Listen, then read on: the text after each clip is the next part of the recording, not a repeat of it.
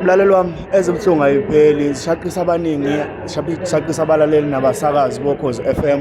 Makuthiwa umsakazi wokhozi FM uNondumiso Shazi akasekho emhlabeni. Abantu basola-ke isiprofetho sikaKhethelezi ukuthi sometimes siba yiqiniso kufanele alalele. Uzokhumbula-ke ukuthi kuyoba nombango uKhethelezi la khona washo wathi kulo nyaka kuzodlula abasakazi abathathu and bazolokhu bekhala ngento eyodwa ukuphathwa ikhanda kuphela. Njengoba kwenzekile-ke kuNondumiso Shazi abanye izintatheli zithi cha uKhethelezi ethi ukuprofetha njengamanje sometimes umlomo uyadala okungenzeka mhlambe kufezeka izinto owayeyikhulumile.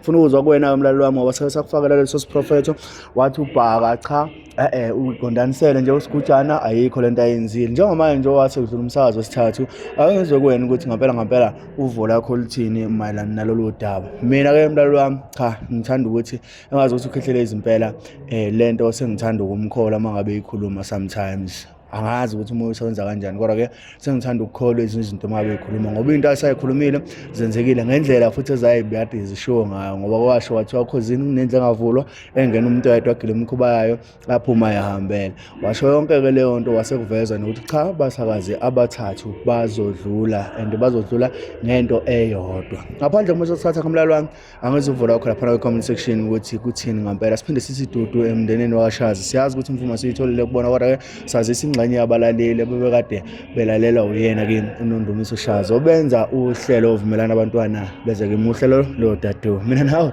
ahlala comment section ungakhohlwa ukusubscribe, share wenze sure ukuthi uyalike.